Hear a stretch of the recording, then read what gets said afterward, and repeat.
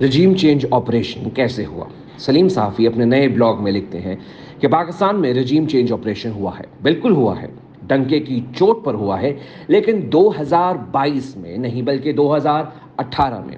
اس رجیم change operation میں امریکہ کا بھی ہاتھ تھا، کیونکہ سی پیک اور کئی دیگر حوالوں سے نواز شریف نے سارے انڈے چینی باسکٹ میں ڈال دیے تھے اور امریکہ ان پر شدید برہم تھا۔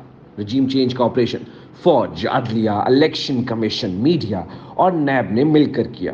الیکشن سے قبل فوج اور ایجنسیوں کے اعلیٰ کار میڈیا پرسنز، جو آج کل بڑے فوج مخالف اور جمہوریت کے چیمپئن بنے ہوئے ہیں، کو اسکرپٹ دے کر نواز شریف، زرداری اور دیگر سیاستدانوں کی کردار کشی کی گئی اور عمران خان کو مسیحا ثابت کروایا گیا۔ ہم جیسے صحافی یا چینل جو اس کام کے لیے تیار نہ تھے، ان کا ISPR جینا حرام کر دیا اور جو اعلیٰ بنے انہیں نوازا گیا۔ اس رجیم چینج آپریشن کی بنیادی 2010 میں رکھی گئی تھی اور باقاعدہ آغاز 2014 کے دھرنوں سے ہوا تھا۔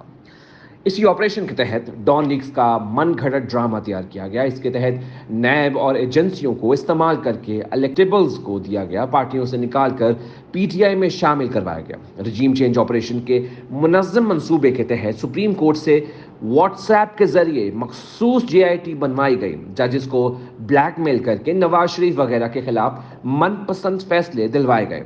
اس کے تحت عمران خان کے جرائم کو عدلیہ کے ذریعے صاف کر دیا گیا اور بیلنسنگ ایکٹ کے طور پر جہانگیر ترین کو نااہل کیا گیا۔ اس کے تحت فواد حسن فواد اور احمد چیمہ جیسے لوگوں کو الیکشن سے قبل گرفتار کروا لیا گیا۔ رجیم چینج کے اس منصوبے کو کامیابی سے ہمکنار کرنے کے لیے میڈیا کا گلا دبایا گیا۔ مجھ جیسے صحافیوں کے لائیو پروگرام بند کروائے گئے۔ ISPR کے ذریعے ہم جیسوں کو نکالنے کے لیے جیو اور جنگ کا ناطقہ بند کر دیا گیا۔ میر شکیل الرحمان کو اشروں پرانے من گھڑت کیس میں گرفتار کر کے کئی ماہ تک پابند سلاسل رکھا گیا۔ طلعت حسین، نصرت جاوید اور اسی طرح کے درجنوں جینوئن صحافیوں پر پابندیاں لگا کر مین اسٹریم سے آؤٹ کیا گیا۔ PTI حکومت کی میڈیا ٹیمیں اور ISPR مل کر رجیم چینج آپریشن کے ہم جیسے مخالف صحافیوں کی کردار کشی کرتے رہے۔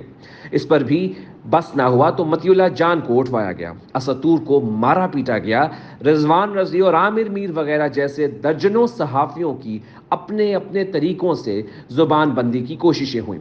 ابصار عالم کو گولیاں ماری گئیں، حامد میر کا کئی ماہ تک پروگرام بند کر دیا گیا۔ دوسری طرف وہ چینلز، اینکرز اور یوٹیوبرز جو رجیم چینج کے اس آپریشن میں اسٹیبلشمنٹ کے مہرے بنے گئے تھے، انہیں ہر طرح سے نوازا گیا۔ ایک طرف ISPR کی عنایتیں تھیں اور دوسری طرف عمران خان کی حکومت کے لفافے تھے۔ یوٹیوبرز کو سبسکرائبرز تک دلوائے گئے، جس کے جواب میں عدالت، سیاست اور صحافت میں فوج کی مداخلت کی مخالفت کرنے والے صحافیوں کی یہ لوگ عمران خان کے ترجمانوں کے ساتھ مل کر کردار کشی کرتے رہے۔ انہوں نے پختون تحفظ موومنٹ جیسی انسانی حقوق کے لیے جدوجہد کرنے والی تنظیم کو میڈیا سے بلیک آؤٹ کی، نہ صرف حمایت کی بلکہ عمران خان کے وزیروں کے ساتھ مل کر ان مظلوموں کو انڈین ایجنٹ باور کرواتے رہے۔ رجیم چینج آپریشن کے تجربے کو کامیاب بنانے کے لیے شاہد خاقان عباسی، احسن اقبال، خواجہ سعد رفیق، خواجہ سلمان رفیق، مفتاح اسماعیل اور دیگر سینکڑوں لوگوں کو نیب کے کالے قوانین کے تحت جیلوں میں ڈالا گیا۔ ایجنسیوں سے ہیروئن اکٹھی کر کے رانا ثناء اللہ کے گلے میں ڈالی گئی۔ مریم نواز کے کمرے تک دروازہ توڑا گیا۔ مسلم لیگ کاف اور MQM کا PTI سے جبری اتحاد کرایا گیا۔ غرض اس رجیم چینج کے لیے لاقانونیت، بد اخلاقی، انسانی حقوق کی پامالی، میڈیا کی زبان بندی، جبری قانون سازی اور ہر معاملے میں فوجی مداخلت کی تمام حد عبور کی گئیں۔ لیکن رجیم چینج کے ذریعے جس بندے کو وزیر اعظم بنوایا گیا، وہ نہ صرف یہ کہ ڈیلیور نہ کر سکا بلکہ الٹا فوج کے لیے بدنامی کا موجب بن گیا۔ باری باری دوست ممالک کو دشمن بنایا اور پھر ان کا اقتدار کا نشہ اتنا بڑھا کہ فوج کو بھی آنکھیں دکھانے لگے۔ چنانچہ فوج نے اپنی یہ غیر قانونی اور غیر آئینی حمایت ختم کر دی، جسے اس شاطر نے رجیم چینج کا نام دیا۔ پہلے کہا کہ رجیم چینج آپریشن امریکہ نے کی اور قوم کو اس نام پر گمراہ کرنے اور ورغلانے کی کوشش کی۔ جب حقائق سامنے آنے لگے تو کہا کہ regime change operation general Qamar Javed Bajwa نے، جو عمران خان کو اقتدار دلوانے کے لیے رجیم چینج آپریشن کے سرخیل تھے، کیا ہے۔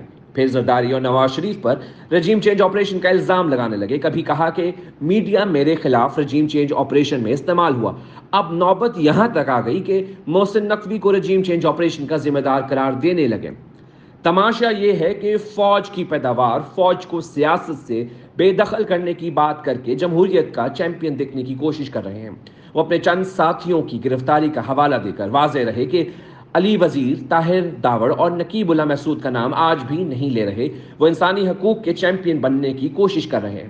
میڈیا کے سب سے بڑے دشمن اور اپنے دور میں میڈیا پر سب سے زیادہ قدغنیں لگانے والے عمران خان اور ان کے ساتھ ہی ارشد شریف کی شہادت کی آڑ لے کر آزادی صحافت کے چیمپئن بن رہے ہیں، لیکن وہ یہ نہیں سوچ رہے کہ توبہ تب قبول ہوتی ہے جب پہلے انسان گناہ کا اعتراف کرے۔ وہ انسانی حقوق کے چیمپئن بن سکتے ہیں، لیکن ضروری ہے کہ پہلے اس جرم کا اعتراف کریں کہ ان کا دور انسانی حقوق کے لحاظ سے بدترین دور تھا۔ وہ آزادی اظہار اور آزادی صحافت کے علمبردار بن سکتے ہیں، لیکن پہلے یہ اعتراف گناہ کریں کہ ان کے دور میں من پسند میڈیا کو سب سے زیادہ لفافے دیے گئے اور آزاد میڈیا کا گلا گھونٹا گیا۔ اعتراف کیے بغیر توبہ قبول نہیں ہو سکتی، اور توبہ کیے بغیر کتنی بھی چلاکی اور جادو ٹونے سے کام لیں، عمران خان کا بچنا ناممکنات میں سے ہے، کیونکہ مکافات عمل قانون اٹل ہے اور انسانوں کو بے وقوف بنایا جا سکتا ہے، لیکن اللہ کے ہاں چلاکی اور